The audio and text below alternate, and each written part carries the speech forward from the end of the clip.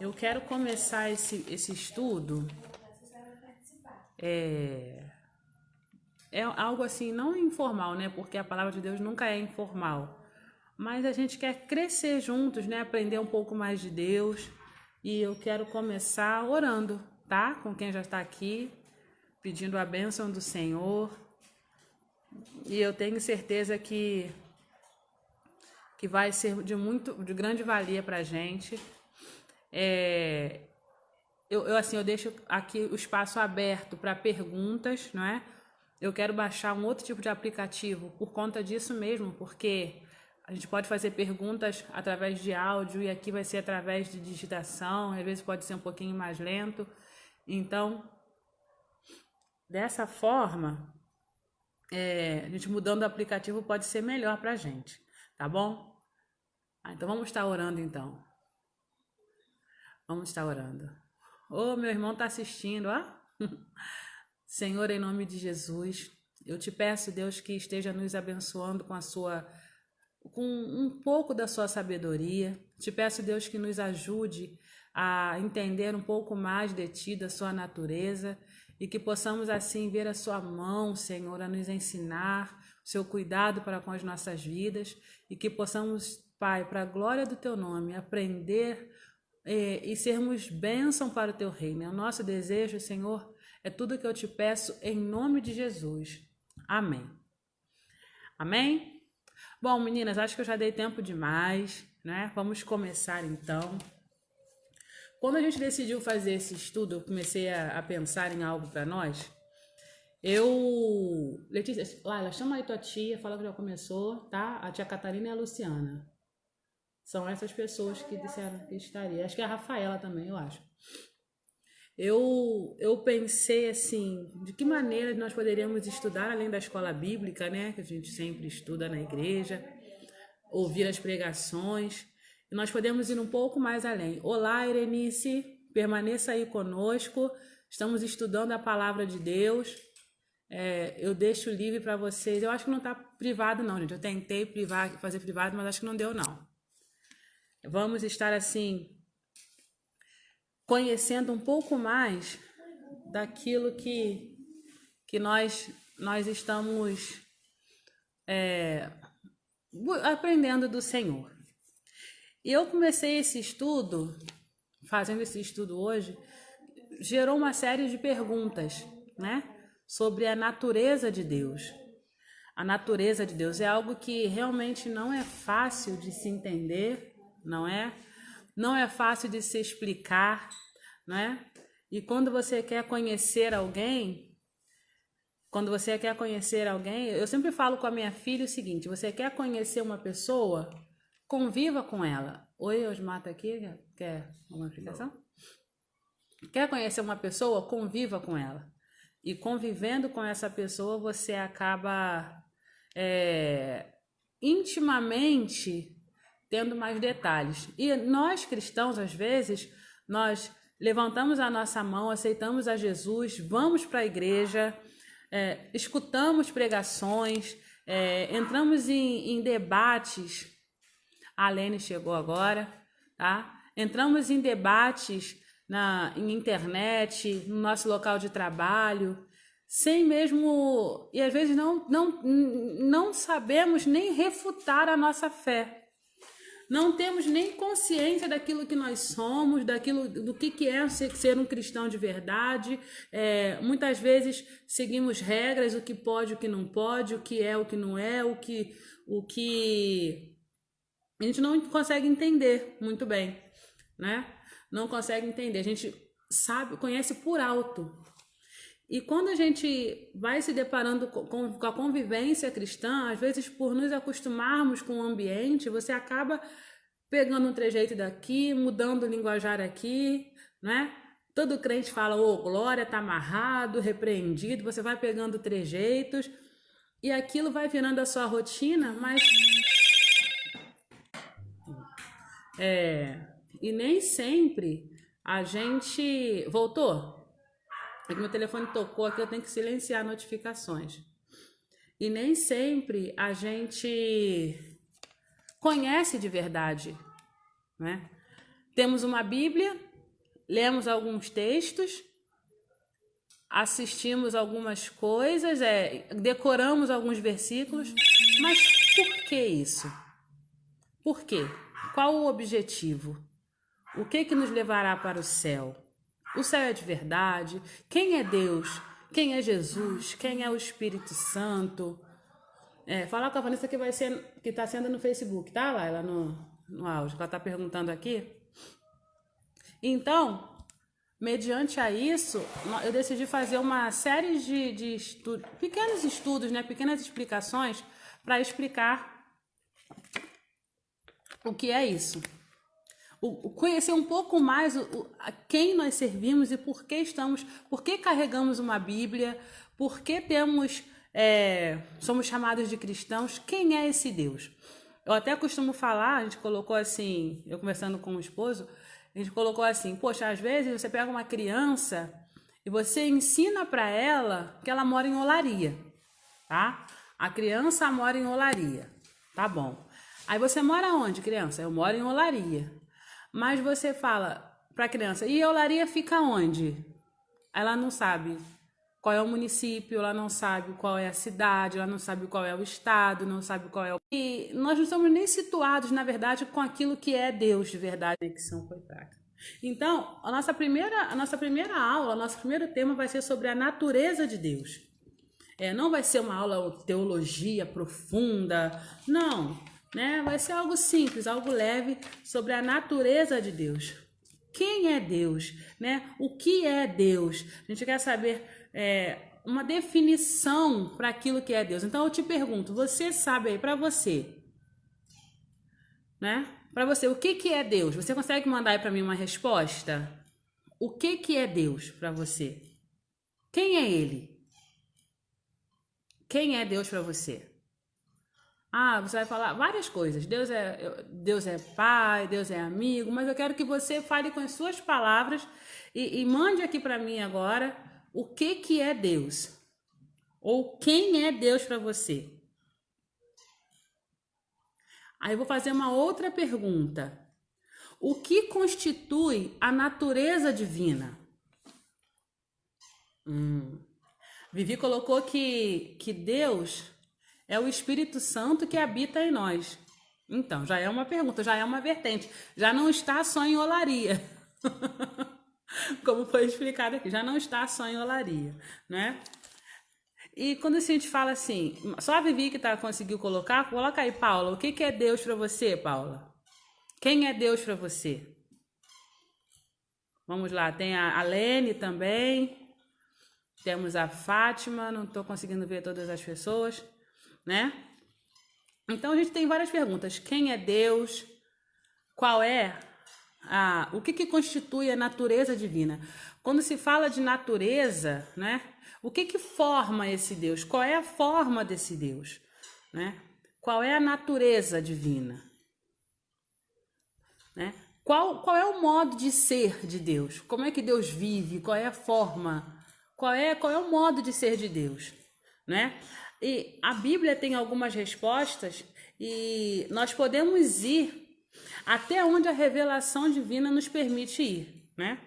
Até onde que Deus nos permite chegar. É claro que não vai ser nesse pequeno estudo que a gente vai entender tudo de Deus. A Paula colocou aqui, ó, que Deus para mim é Pai e está em tudo que eu faço e penso. Então, já também não está só em olaria. Você chamou a Vanessa, Laila? Ela está chamando aqui no WhatsApp? Falou com ela? Falou, Laila? Com a Vanessa? É porque ela tá no WhatsApp aqui falando e fala que é no Facebook. Entendeu? Então, o que eu quero colocar para vocês, a primeira coisa é que existe uma natureza divina, tá? Assim como nós temos uma natureza, existe uma natureza divina. O meu irmão colocou o seguinte, é aquele que norteia nossos pensamentos e ações em nossas vidas. Muito bom, aí, tá vendo? Tá? Existe. Com a palavra natureza, né, quando a gente coloca a palavra natureza em ação, indicamos que características diferenciam um ser do outro. Quando temos uma natureza, né, Nós temos assim, indica que existe diferenças entre um ser dos outros demais seres, né? Assim, eu tenho a minha natureza, né? Um animal tem a natureza dele, não é? Até a própria, uma outra pessoa tem uma outra natureza. A Lene está colocando que Deus para mim é tudo. É isso aí. Então, eu queria que vocês abrissem as suas Bíblias rapidamente no livro de Gálatas. Livro de Gálatas. E você pode estar anotando, tá bom? Gálatas 4. Um pouquinho antes do livro de Efésios, eu estou abrindo aqui também. Vamos lá. Gálatas 4, versículo 8. Fala o seguinte, na minha versão, que é a versão simples, 6, 7, 8. Antes, quando vocês não conheciam a Deus, eram escravos daquele que, por natureza, não são deuses, não é? Antes de serem convertidos, serviam aqueles deuses que, por natureza, não eram deuses. Então, aqui está provando no livro de Gálatas que a natureza de Deus, Deus tem uma natureza, né? E naturalmente ele é Deus. Deu para entender? Naturalmente ele é Deus, né? A natureza, a essência dele é essa, é ser um Deus, um tudo, um ser pleno. E agora a gente vai ter que entender o seguinte, como explicar essa plenitude, esse tudo, o que é ser um Deus? E é interessante que nós temos aqui várias respostas, né? Deus é Pai, é essência, é o que norteia os nossos pensamentos, é o Espírito Santo que habita em nós. Mas a gente vai começar primeiro com algumas crenças erradas que têm sido apregoadas por aí dizendo quem é Deus, né? E essas crenças errôneas vai mostrar aquilo que Deus não é, né? Aquilo que Deus não é. Então vamos lá. Temos algumas vertentes, algumas linhas de pensamento, alguns tipos de ensinamentos que têm pregado aquilo que, umas crenças errôneas mesmo, né? Definindo Deus, tentando definir Deus. E uma delas, a primeira que eu vou estar falando é sobre o panteísmo, tá? O panteísmo. O panteísmo o que eles acreditam? O que eles pensam? Deixa eu falar devagarzinho, né? Panteísmo. Panteísmo. É que tudo que é agregado é Deus. Deus é tudo e tudo é Deus. Vamos lá. Voltou? Né? O panteísmo tem essa defesa, não é que a gente não consegue. Como é que eu posso explicar para vocês? Que tudo é Deus, tudo é Deus, não existe separação, né? Ele coloca tudo se é cultuado porque em tudo há Deus. Tudo tem uma partícula de Deus, uma essência de Deus, né? Vou até fiz uma anotação aqui. Durante algum período, na época daqueles grandes filósofos, né, naquela penumbra filosofal, em busca de conhecimento, eles não conseguiam, eles decidiram expulsar Deus do seu coração, os grandes filósofos. Alguns deles, né, decidiram expulsar Deus do seu coração. De que forma? Descrer totalmente na existência de um Deus criador e único. E ao ter esse tipo de pensamento, o que eles fizeram? Esse espaço ficou em branco, ficou vazio.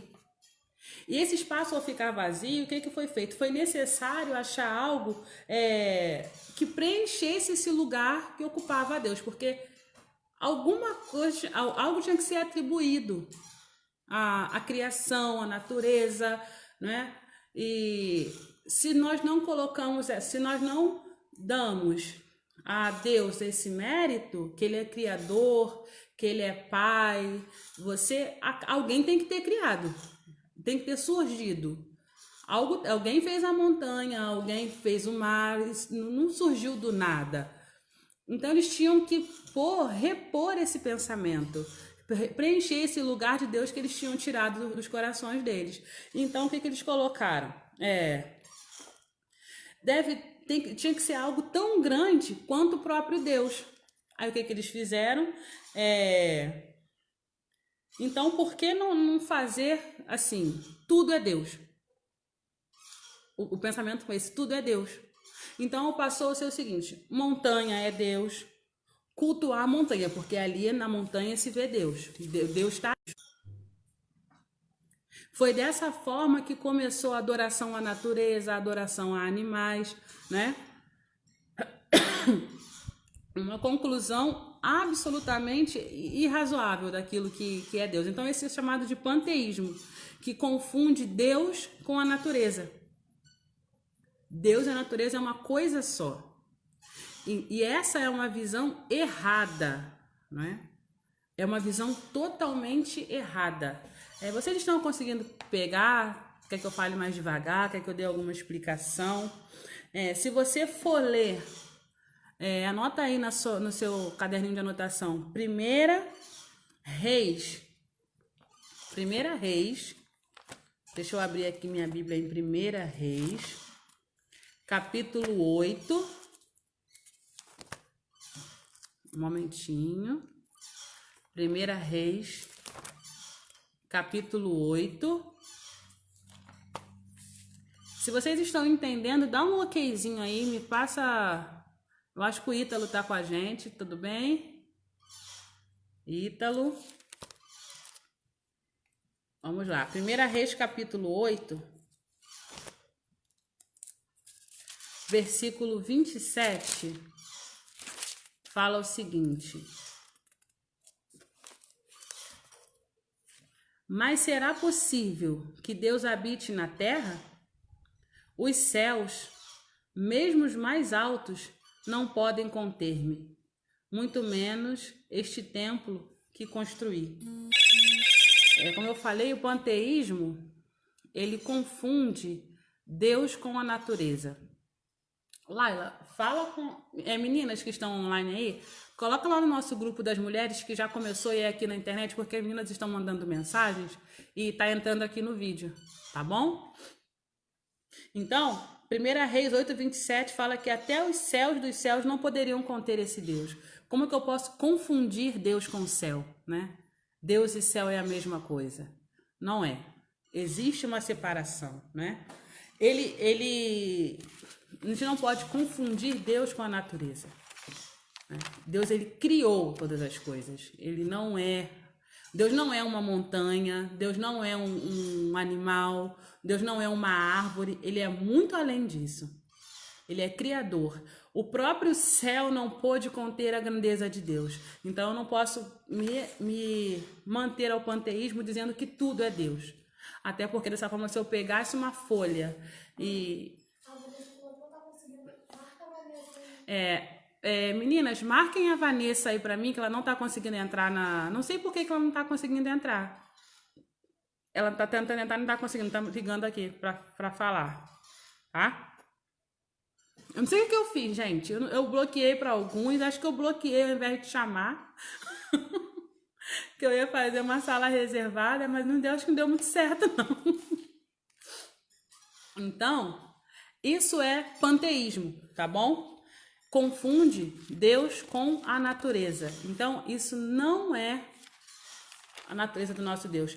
Temos também outra vertente, outra linha de pensamento, que é o agnosticismo, que tem sido muito falado esses dias, tem sido quase que modinha, né?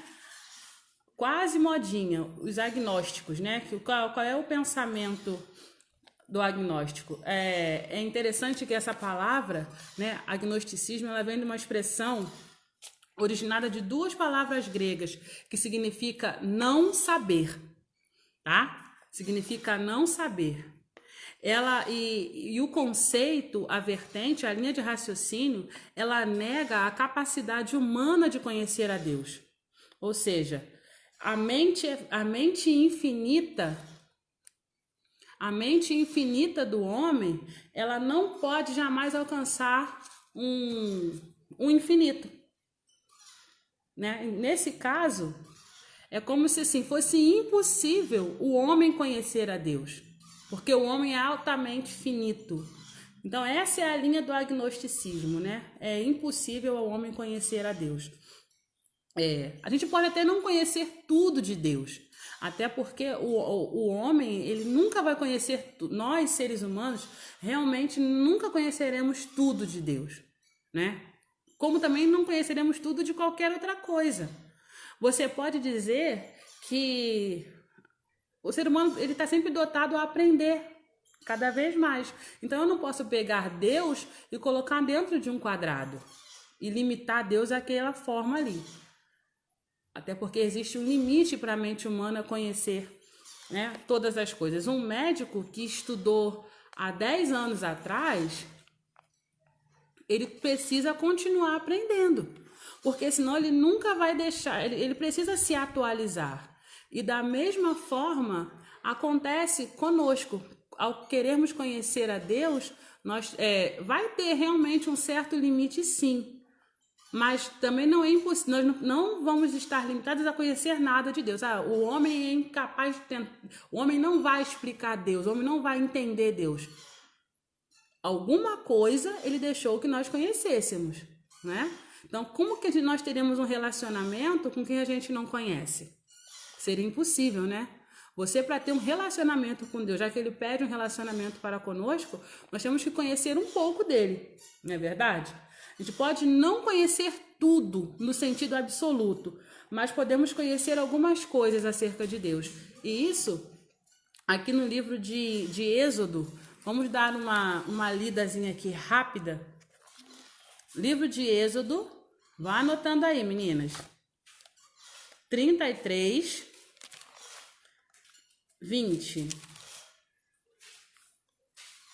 Alguma pergunta, alguma dúvida? Êxodo 33, 20 fala o seguinte: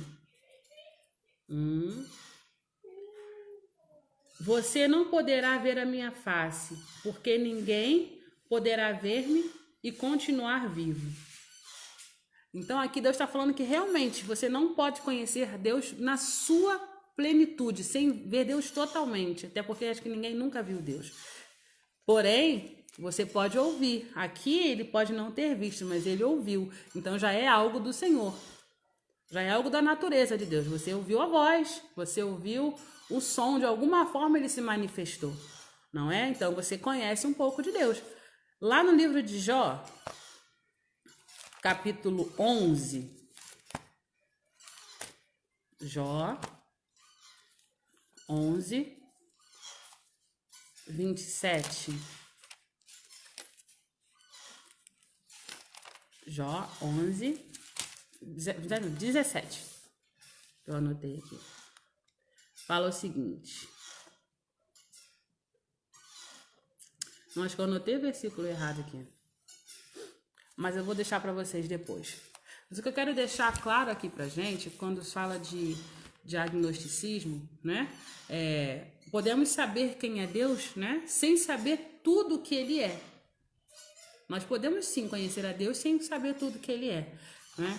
Então, a gente não pode nos ater a falar assim, não, já que ele não existe só uma força, alguma coisa assim, e deixar de buscar a Deus por isso, né?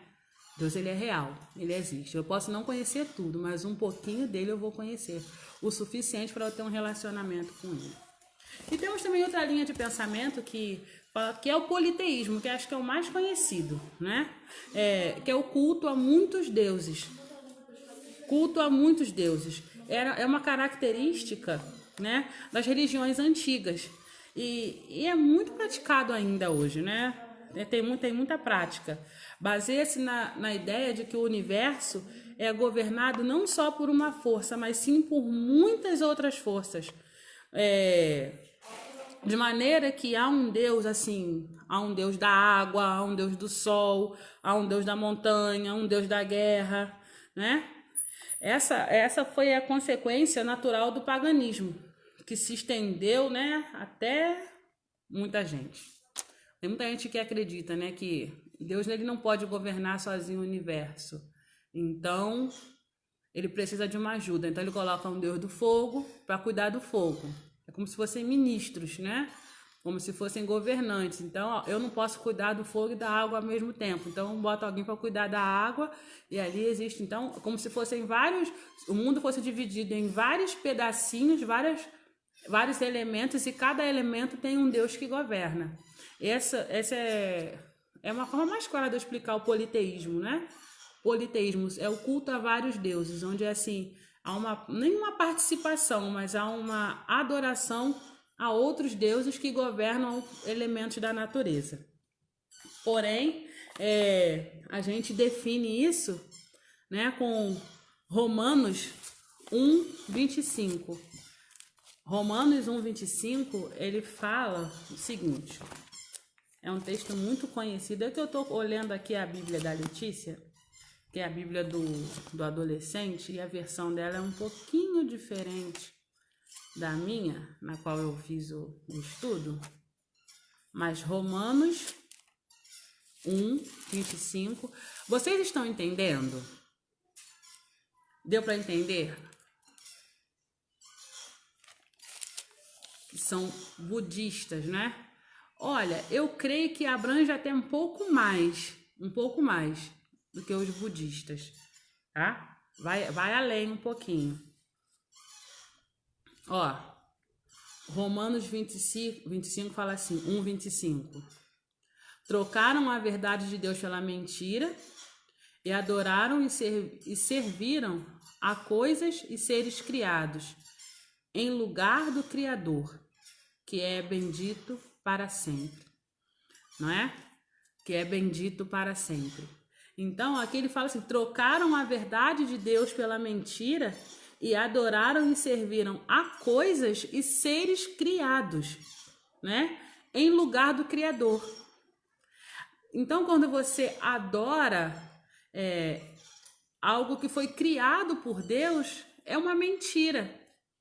É uma mentira. E essa mentira fere o coração de Deus. Como pode você dar mérito a alguém ou a um ser que não foi responsável por aquela criação e de repente você atribui àquele ser uma adoração, uma reverência e esquece que foi Deus quem fez, sabe? Então ele fala, poxa, trocaram a verdade de Deus pela mentira. Adoraram e serviram a coisas, né? E a seres criados, enquanto o certo seria adorar ao Criador. Então o politeísmo, ele nega a criação, ele faz essa repartição, essa distribuição que não agrada o coração de Deus, né? Não agrada o coração de Deus. Então teríamos aqui, né, o materialismo também, né, a distinção entre a mente e a matéria, mas eu não quero me pegar a essas coisas, essas crenças errôneas. Eu quero deixar claro que um pouco da natureza de Deus, como eu falei, né? Eu queria que você entendesse que Deus é um ser totalmente espiritual, né? Totalmente espiritual. Lá em João 4, versículo 24, fala que Deus é espírito. Deus é espírito.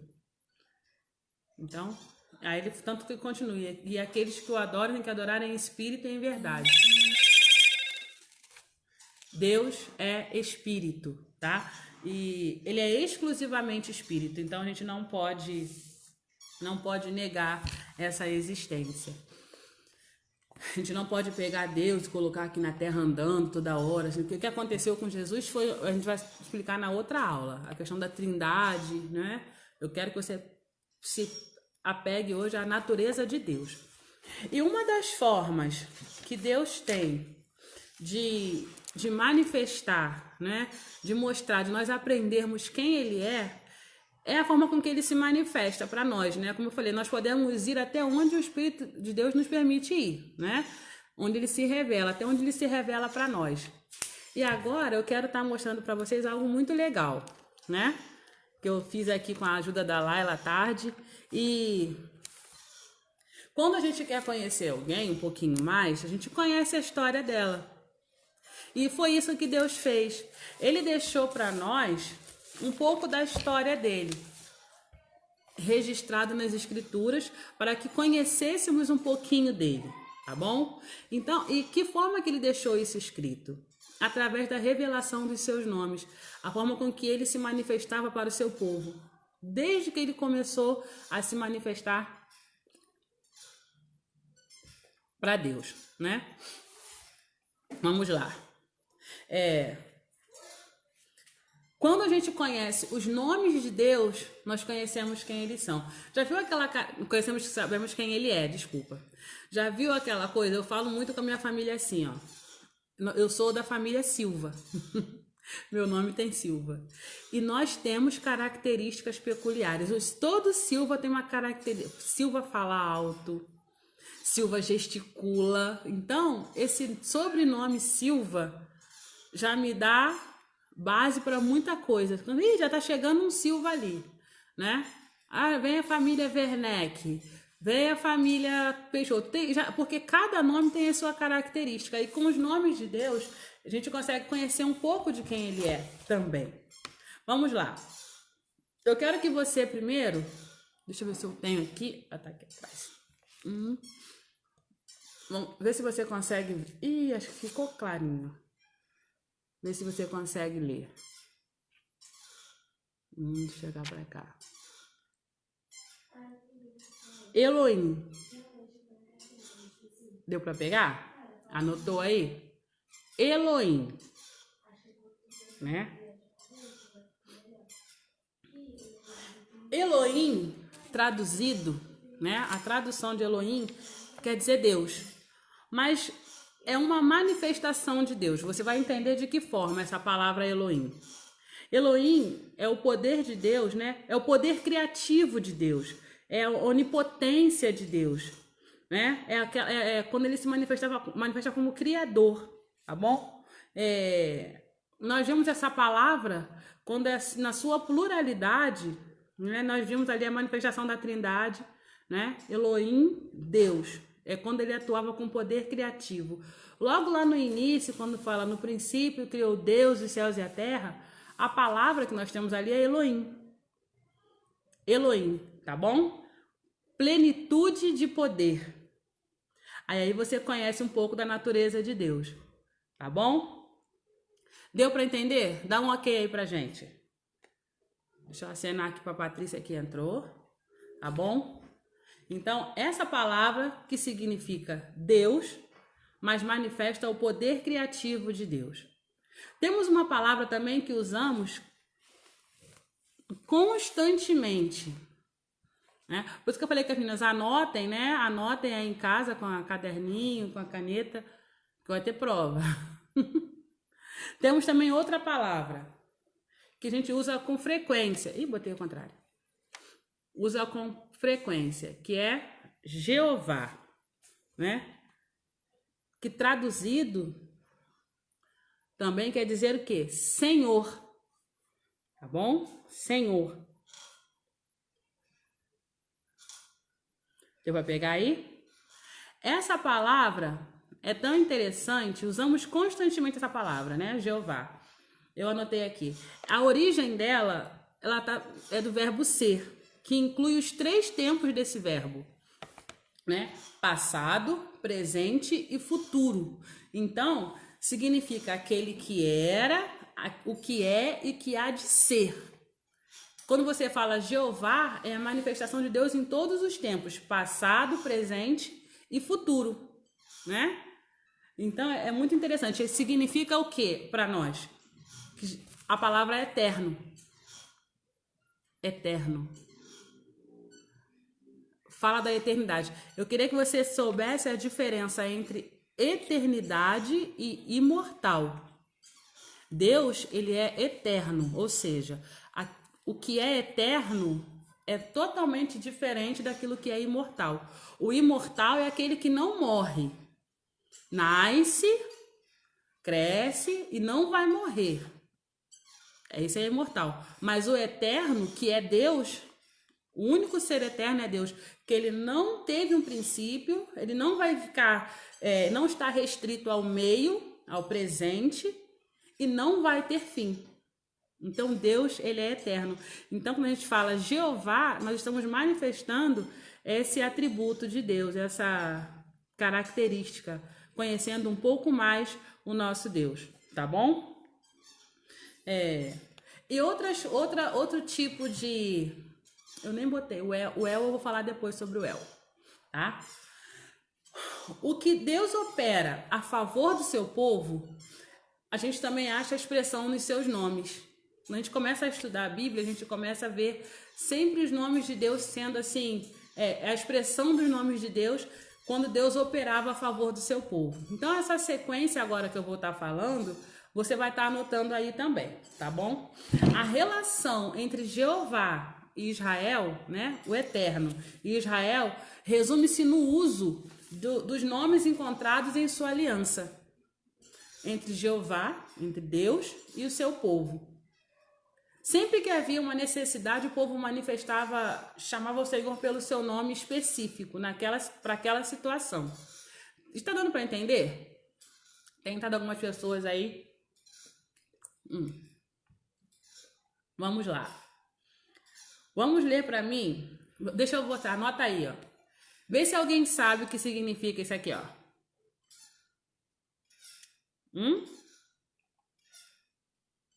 Rafá. Rafá. Quem sabe o que significa? Quem sabe o que significa? Eu vou colocar assim, ó, que aí fica mais fácil. Jeová Rafá. O Senhor, não é? O Senhor que... Rafá quer dizer o quê? Quem pode colocar aí? Minhas meninas que estão assistindo, que eu sei que vocês sabem. Eu sei que vocês sabem. Coloca aí pra mim. Ninguém sabe o que significa? De que forma o povo clamou ao Senhor pelo Jeová Rafá? Em que situação o povo se encontrava? Então, Paula, Lu Loves, Vanessa, Lene, Viviane, Josi, Diaconisa. Vamos lá, coloca aí pra mim. Então, abre pra mim lá em Êxodo. Vamos lá. Jeová, que significa Senhor, que eu falei. Deixa eu voltar pra cá. Rafá.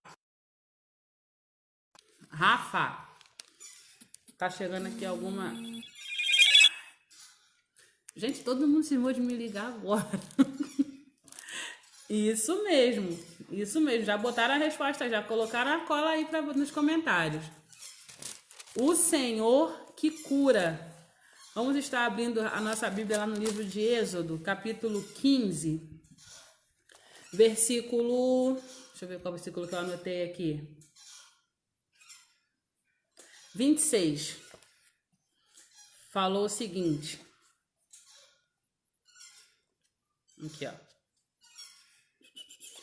Dizendo-lhes: se vocês derem atenção ao Senhor, o seu Deus, e fizerem o que ele aprova, se derem ouvidos aos seus mandamentos e obedecerem aos seus decretos, não trarei a vocês nenhuma doença que eu trouxe aos egípcios, pois eu sou o Senhor que os cura. Ou seja, eu sou Jeová Rafá. A tradução, o original aqui, está manifestando quem é o nosso Deus. Então aqui, ele estava falando que ele era Jeová Rafá, o Senhor que o cura, que os cura. Então essa palavra relaciona algo, mais um atributo da natureza de Deus. O Senhor que cura. Então conhecemos que Deus é um Deus que cura. Quem é Deus? Qual é a natureza dele? É um Deus que cura. Temos também... Deu para entender? Essa outra palavra aqui, ó. Nissi. Nissi. Lá, tá tendo aula lá? Nissi. Quem conhece o significado dessa palavra? Né? Aí vamos colocar da mesma forma que colocamos da primeira vez. Jeová Nissi, o Senhor, né? O Eterno. Que o quê? Mais uma manifestação do seu poder. Quem sabe? Vamos lá, quem arrisca? Mais uma manifestação no nome de Deus. Vamos lá. Êxodo 17. Aqui o texto é tão grande. Mas 17, de 8 a 15. Jeová Nissi. Quando o povo de Israel estava oprimido, né, numa situação de risco, na opressão, o Senhor, né, geralmente enfrentando batalhas, naquela questão da guerra, aí ele entrava lá, ó, entrava quem para atuar? Jeová Nissi. Deixa eu ler para vocês aqui nessa versão, que eu botei a versão mais transparente, mais clara, com a linguagem de hoje, para que pudéssemos entender. Fala o seguinte, ó, a partir de Êxodo 17, do 8 até o 15. Sucedeu que os amalequitas vieram atacar os israelitas em Refidim. Então Moisés disse a Josué, deixa eu acenar aqui, escolha alguns de nossos homens e lute contra os amalequitas. Amanhã tomarei posição no alto da colina, com a vara de Deus em minhas mãos. Josué foi então lutar contra os amalequitas, conforme Moisés tinha ordenado. Moisés, Arão e Hur, porém, subiram ao alto da colina. Enquanto Moisés mantinha as mãos erguidas, os israelitas venciam. Quando, porém, as abaixava, os amalequitas venciam. Quando as mãos de Moisés já estavam cansadas, eles pegaram uma pedra e colocaram debaixo dele, para que nela se assentasse.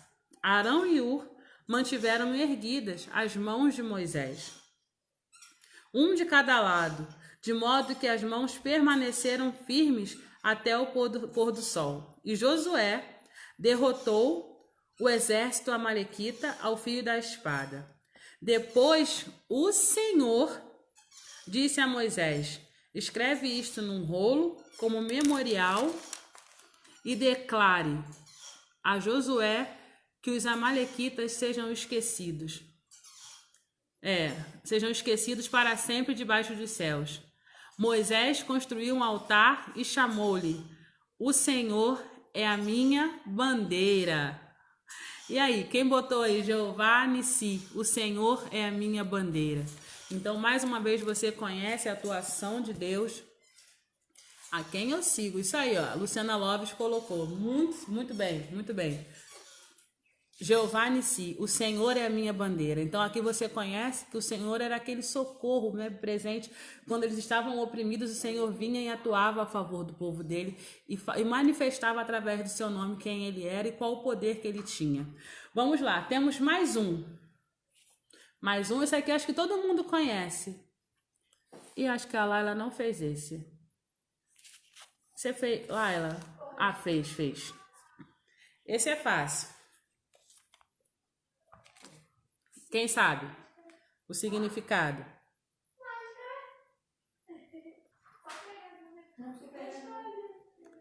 Quem for a primeira a colocar aí o significado nos comentários, eu vou dar meu bombom, porque eu tô de dieta, não posso comer.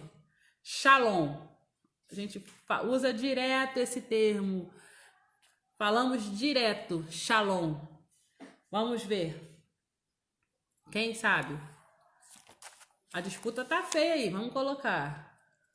Lá em Juízes 6, 24. Deixa eu abrir para vocês. Juízes, isso mesmo. Vai ganhar meu bombom aí, ó. Quem digita mais rápido ganha o bombom. Juízes 6, 24. Fala o seguinte. Gideão construiu ali um altar em honra ao Senhor e deu-lhe este nome: o Senhor é paz. o Senhor é a minha paz. Então, Shalom significa paz, né? Jeová, Shalom. Cadê Jeová? Jeová tá aqui. Jeová, Shalom. O Senhor é a minha paz, tá bom? Geralmente, quando eles eram carregados de cuidado, né, sabia que tinham essa proteção do Senhor, que eles podiam descansar em Deus, eles usavam esse termo. E como eu falei lá no início, as expressões dos nomes de Deus manifestavam quem Deus era para o seu povo. Então você vai fazendo esse link, você vai conhecendo um pouco mais de quem é Deus, tá? Vamos lá, temos mais alguns nomes aqui. Esse aqui não vai ser tão fácil, não. Vamos lá. Ra. Quem sabe? Ra. Jeová, Ra. Escrito dessa forma mesmo. Alguém sabe? Consegue explicar para mim? Colocar aí. Jeová, Ra.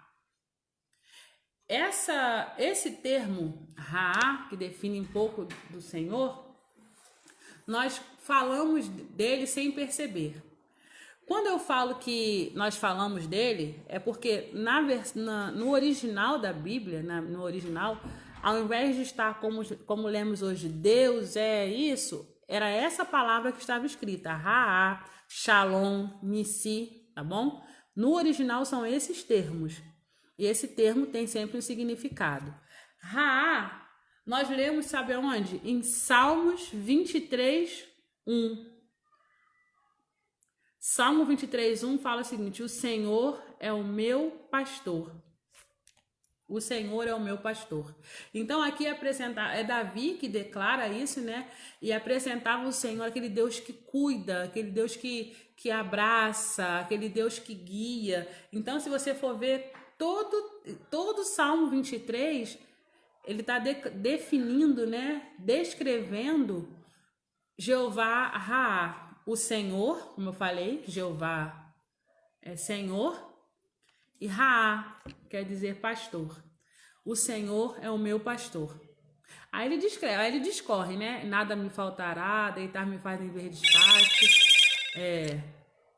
Eu até preguei acho que foi semana retrasada na live sobre o Salmo 23 e a gente teve uma definição do que era ser um pastor, os cuidados de um pastor para com a sua ovelha, tá bom? Então já anotou aí? Paula já está assistindo, Viviane, a Lu Love, estou vendo aí o Ítalo, a Diaconisa Josi, a Luciana, a Lene. Vamos lá, as meninas que a gente armou esse grupo para estudarmos juntas. Eu quero saber se tem alguma dúvida, se eu estou falando muito rápido, se estão conseguindo compreender, não é? Vamos continuar, né? Temos esse aqui que é bem difícil de falar. Vamos lá. Jeová, Sidekenu. E aí? Quem consegue saber essa definição aí? A gente vai lá para Jeremias, depois do livro de Isaías. Primeira dificuldade é falar, né? Tzedekenu. Tenta anotar aí, eu botei muito rápido. Quero que você copie. Copiou? Isaías, Jeremias, 23. Anotou? Ótimo. Jeremias 23, versículo 6. Eu tive que anotar, meninas, que eram muitos versículos para poder decorar, né? Assim, de cabeça a gente não consegue, não. Salmo 23 a gente até consegue, mas do resto fica difícil. 23, versículo 6. Fala o seguinte: em seus dias, Judá será salva, Israel viverá em segurança, e este é o nome pelo qual será chamado: O Senhor é a nossa justiça. Não deu para ver?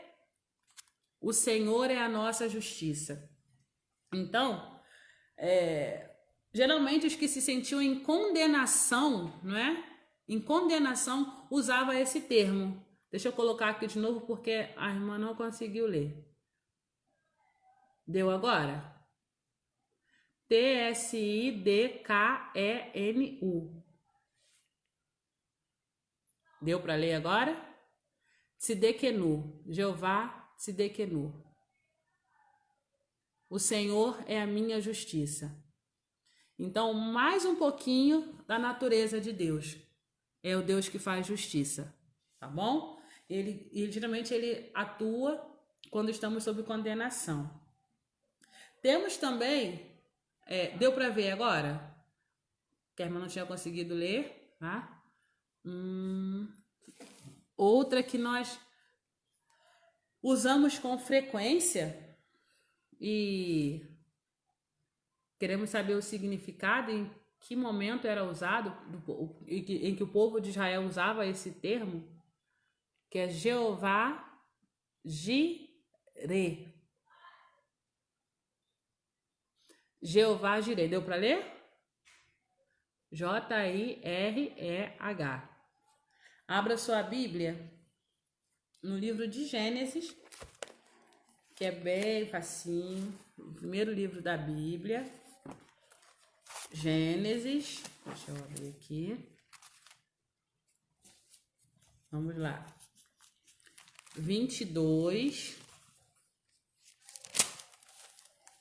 Versículo 14. Vamos lá. Fala assim: Abraão deu àquele lugar o nome de O Senhor proverá. Por isso, até hoje se diz: no monte do Senhor se proverá. A sua versão pode ser que esteja diferente, mas aqui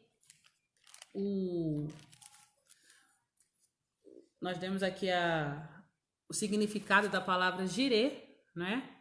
Que é o Senhor que provê, tá bom? Abraão que colocou, acho que foi o primeiro a usar esse termo, né? O Senhor que provê. Vemos ali o pai da fé descrevendo ali mais um pouquinho do nosso Deus, e ele usou esse nome, o Senhor que provê. E ele tem sido esse Deus na tua vida? Ele tem manifestado esse lado da natureza dele na sua vida? Tem te dado sustento, tem cuidado de você, tá? Anotaram aí, meninas? Estamos terminando alguns nomes, tá? Temos esse aqui, ó.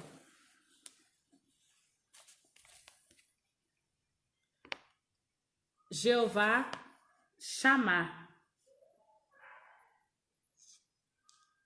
Jeová Shammah, né? Esse nome significa o Senhor está ali. Nós lemos ele em Ezequiel 48:35, quando o reino de Deus, né, se houver concretizado na terra. Aí já entra um pouquinho de escatologia, né? Quando o reino de Deus for estabelecido, for concretizado aqui na terra, nós poderemos dizer: o Senhor está aqui, né? O Senhor está ali. E declaramos Jeová Shammah, tá bom? Jeová Shammah. Temos também alguma dúvida? Quer participar? Temos também, assim, nomes que usamos que ele é atrelado a outro nome. Deixa eu colocar aqui, ó. O que temos aqui? O termo El, né? É usado em certas combinações, tá bom? Deus, El significa Deus. El significa Deus. É tão interessante que o meu nome é Daniela. Deixa eu escrever aqui atrás para vocês verem. O meu nome é Daniela. Daniela, né? Só que é com 2 L's, tá? Mas o meu nome é derivado de Daniel E esse finalzinho aqui, esse radical, se você for olhar o significado do nome Daniel, quer dizer Deus, que é El, e Daniel, Dani, que é juiz. Deus é meu juiz, né? Então Daniela, que é o feminino, né? É Daniela, que significa que Deus é meu juiz. Deus é meu juiz. Então nós vemos sempre os anjos com esse termozinho no final, El, né? Gabriel, temos também. Quem mais? Quais são os nomes dos anjos? Você lembra de algum aí, Osmar? Eu lembrei só de Gabriel agora, que também termina com El, que significa Deus. Ele sempre. Miguel, isso mesmo. Então, ele sempre é atrelado a um outro radical, a um outro prefixo ou sufixo, né? Nesse caso aqui, o El fica sempre no final, mas aí já é uma questão de gramática, né? Para poder e combinado com outro pedacinho do nome, vamos colocar assim, você tem Deus é alguma coisa, né? E vai manifestando também dessa forma a natureza de Deus, tá bom? Então, El significa Deus, tá? Ele sempre é usado com certas combinações. Temos também, aí você combina El com Elion. El Elion, que quer dizer o quê? Deus Altíssimo. Vamos ler rapidinho, já que a gente já está aqui em Gênesis. Gênesis 14, dá uma rezinha aí. Gênesis 14. Vamos ler do 18 ao 20. Diz assim, ó. Voltando a Abrão da vitória sobre Quedorlaomer. Difícil esse, hein? E sobre os reis que a ele se haviam aliado, o rei de Sodoma foi ao seu encontro no vale de Savé, isto é, o vale do rei. Então, Melquisedeque, rei de Salém, sacerdote do Deus Altíssimo, trouxe pão e vinho e abençoou Abraão, dizendo: Bendito seja Abraão pelo Deus Altíssimo. Esse Deus Altíssimo aqui é El Elion, tá bom? Que entregou seus inimigos em suas mãos. El Elion, Deus Altíssimo. Gente, o Genivaldo tá online. Que saudade, varão! Você tá bom? Que felicidade! El Elion, Deus Altíssimo. Então a gente sempre vai estar atrelando o El a uma característica, tá bom? Temos também esse daqui, ó. El, opa, ih, meu Deus, desculpa. El, eu troquei. Shaddai, tá? Vamos ler lá em Êxodo, você está em Gênesis? Vamos ler em Êxodo 6, capítulo 6,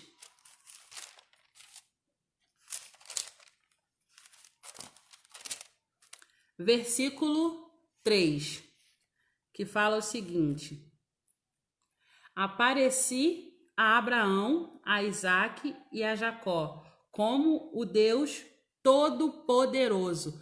Eu apareci como El Shaddai, que significa Deus Todo-Poderoso, tá bom?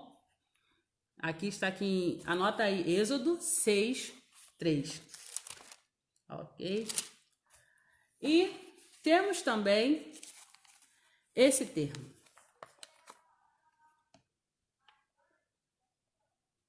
Olã. É bonito, né? Olã. Tá entendendo, Ítalo? Tá gostando? Tá dando para entender? Dá um ok aí pra gente. O Ítalo, da Patrícia? E, vamos abrir lá em Gênesis, voltar um pouquinho, para poder ver como foi usado esse termo, tá bom? Gênesis 21, versículo 33. Fala o seguinte: Abraão, por sua vez, plantou uma tamargueira em Berseba, e ali invocou o nome do Senhor, o Deus eterno. Então aqui Olã significa, El Olã, o Deus eterno, tá bom? E para terminar, temos esse todo mundo sabe. Adonai. Adonai. Adonai significa literalmente Senhor, tá? Adonai significa literalmente Senhor ou mestre. Pode ser traduzido por mestre também, tá? É a ideia que dá de governo, domínio, tá bom? E tá lá em Êxodo 23, 17. A gente estava em Gênesis. Para terminar, vamos lá. Êxodo 23, 17. Vamos ver como foi usado esse termo. Vamos colocar aqui 23, 17. 3 vezes por ano, todos os homens devem comparecer diante do Senhor, o soberano, tá? E o Senhor aqui seria o Adonai, que quer dizer mestre, Deus eterno. Isso mesmo, Ítalo. Tô gostando de ver, entendeu? Então, e temos um termo que nós usamos muito, com muita frequência, no Novo Testamento. No Novo Testamento, quando se refere a Deus. Toda vez que se referia a Deus no Novo Testamento, né, nós aqui lemos só o Antigo Testamento, só lemos alguma referência de Gálatas, mas nós vemos aqui o termo Pai, que é mais uma característica, mais um atributo, tá bom? Em significado assim mais amplo, o nome descreve Deus como sendo a fonte de todas as coisas. Descreve Deus como sendo a fonte de todas as coisas, tá bom? No sentido criativo, né? No sentido de relacionamento, não é? Então a gente pode ver aqui em Atos 17, 28, para terminarmos. Atos 17, 28. Um beijo aí pro meu irmão, tá? Paulo César. Atos 17, 28. Fala o seguinte: pois nele vivemos, nos movemos e existimos.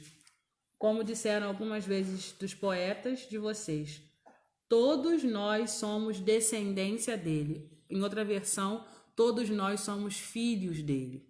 Então fala aqui que Deus é o relacionamento de pai com filho. Então, eu queria terminar esse pequeno estudo, né? Como eu falei, eu combinei com as meninas para estudarmos um pouquinho mais da palavra de Deus, e queremos conhecer um pouco da natureza de Deus, quem ele é. Isso mesmo, El Shaddai quer dizer Deus Todo-Poderoso, Ítalo, tá certo. Então, a gente entende que a gente realmente pode não conhecer tudo de Deus, mas ele deixou rastros para que nós o seguíssemos e confiássemos nele. E através da sua natureza podemos conhecer um pouco quem ele é. Através dos seus nomes, nós podemos saber como chamá-lo e de que maneira podemos nos relacionar com ele, tá? Então, eu queria que você soubesse, antes de tudo, que Deus existe, tá? Deus é espírito. A sua existência, ela é provada. E quando as pessoas... A gente não vê muita referência de Deus querendo se mostrar que ele existe, ainda mais no Antigo Testamento, porque isso era algo tão real, tão evidente, era um fato tão evidente que não precisaria prova. Eles viviam com Deus, eles ouviam a voz do Senhor, eles viam o manifestar de Deus. Era como se...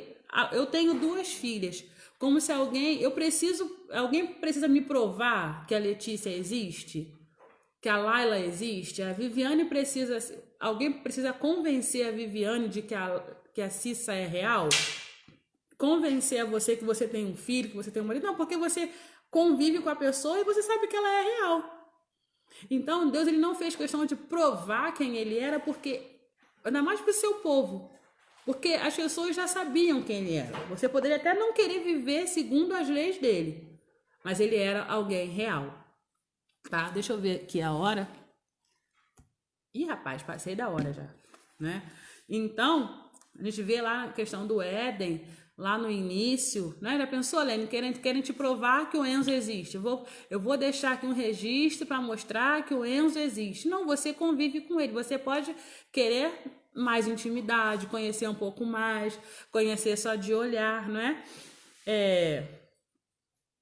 Então Deus não precisa, só que você já conhece ele. Deus não precisava provar, declarar a sua existência para quem já convivia com ele. O homem desobedeceu, o homem se afastou, o homem errou, né? O homem decidiu pecar. Ele não precisou de ter provas cabais de que Deus existia, né? O que se chega a Deus, creia que é Deus, né? A verdade é essa, amigo. A gente pode até ser tolo em algumas coisas, né? Mas a gente não pode negar que Deus existe, tá bom? Vamos, então, assim, eu queria terminar essa aula, já passei um pouquinho da hora, tô com o telefone quase descarregando. Ítalo colocou aqui, ó, não precisamos ter provas porque Deus está presente em nossas vidas de maneira que não há necessidade de ter provas. Isso mesmo, né?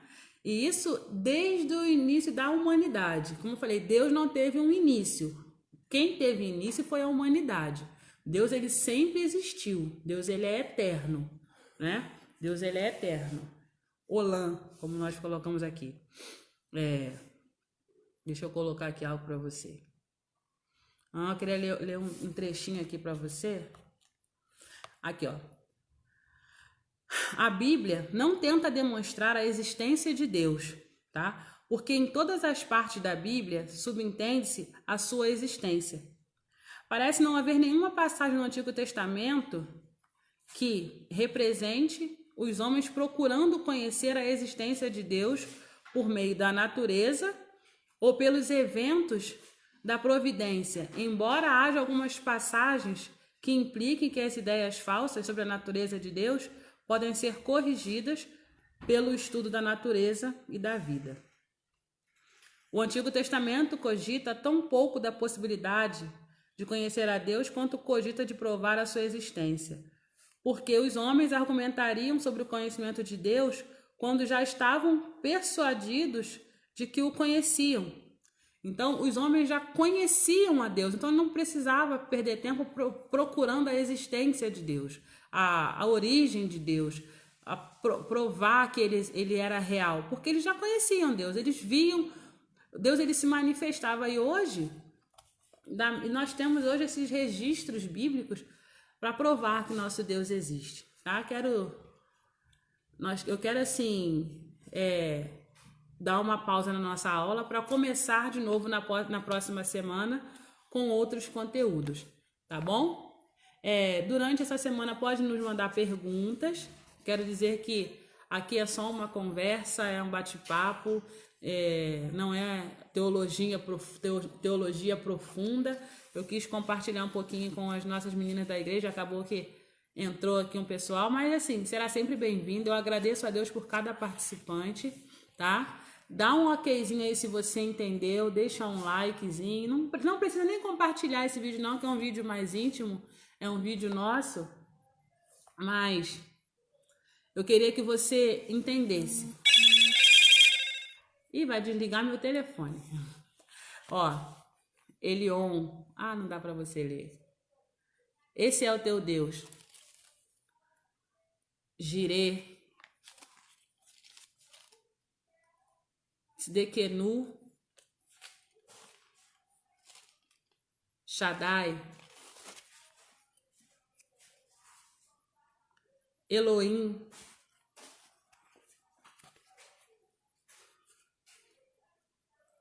chamar. Oi, Lu.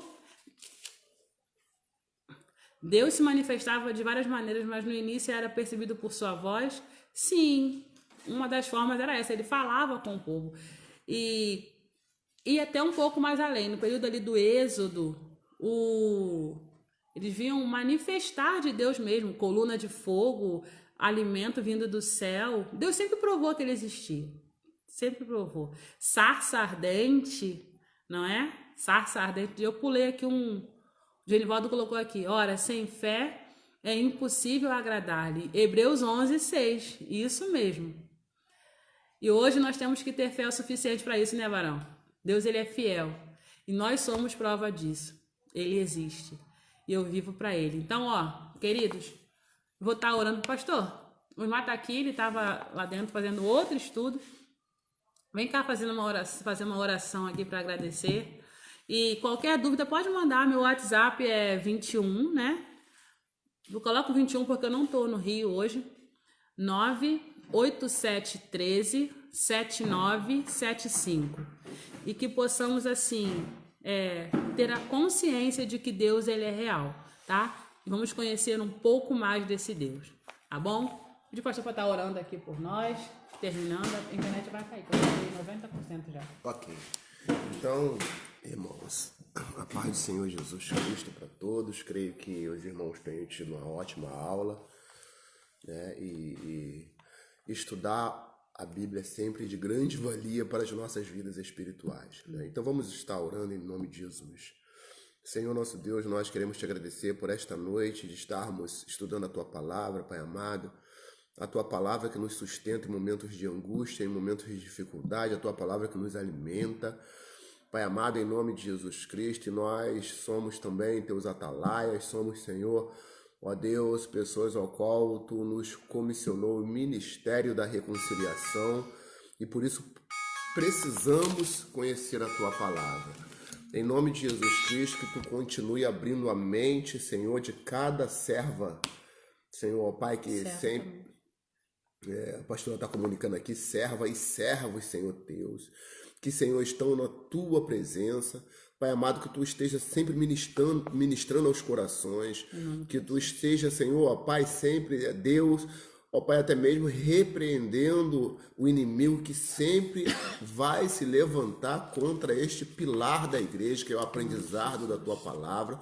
E que em nome de Jesus, que nada venha impedir, Senhor, Pai, essa caminhada, Senhor, essas aulas, e que em nome de Jesus Cristo, tu possa manifestar a tua glória através, Senhor, Pai, desses ensinamentos que tu tens trazido para o teu povo em nome de Jesus.